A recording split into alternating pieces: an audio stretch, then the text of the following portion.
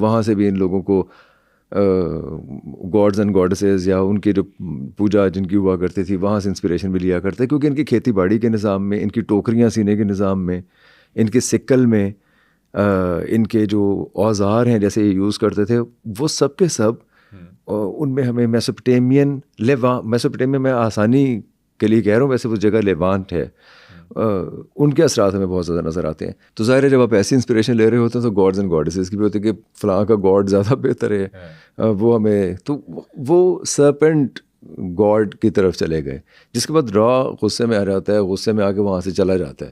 پھر ہمیں اگلا ایک دور نظر آتا ہے جو کہ ایگریرین دور ہے.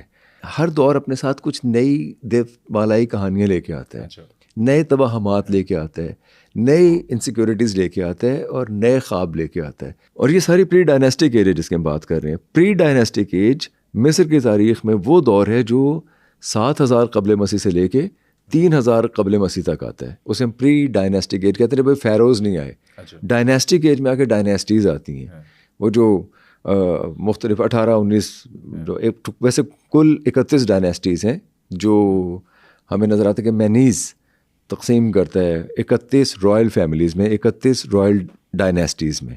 یہ ساری دیومالائی کہانیاں ہمیں پری ڈائناسٹک ایج میں نظر آتی ہیں. جیسے را کے بعد ہمیں ایجپٹ کے اندر نظر آتا ہے اوسائرس، جو کہ ایک نیو سپریم گاڈ ہے، اور اس کی بیوی ہے جو کہ رین گاڈیس ہے، آئسس. یہ بہت مشہور کہانی ہے، بہت مشہور قصہ ہے. اوسائرس مہربان گاڈ اس لیے ہے کہ اس کے ہوتے ہوئے زرعی ترقی بہت زیادہ ہوئی، کیونکہ فلڈز آتے ہیں. اب یہ تو ایک چانس ہے نا کہ فلڈز آئے، اور وہ بہت ہی خوفناک فلڈ نہیں تھے، انہوں نے کوئی بہت تباہی نہیں مچائی، وہ واپس چلے گئے آنے کے بعد. اور اس کے بعد زمین زرخیز ہو گئی، اس زمین میں سے بہت زیادہ اناج اگا، اس اناج سے بہت سا گرین اکٹھا ہوا، اور ظاہر خوشحالی آئی، پراسپیرٹی آئی. تو اس گاڈ کو تو دعائیں دیں گے لوگ. تو یہ مصری بھی ایسے ہی کرتے تھے اوسائرس کے لیے.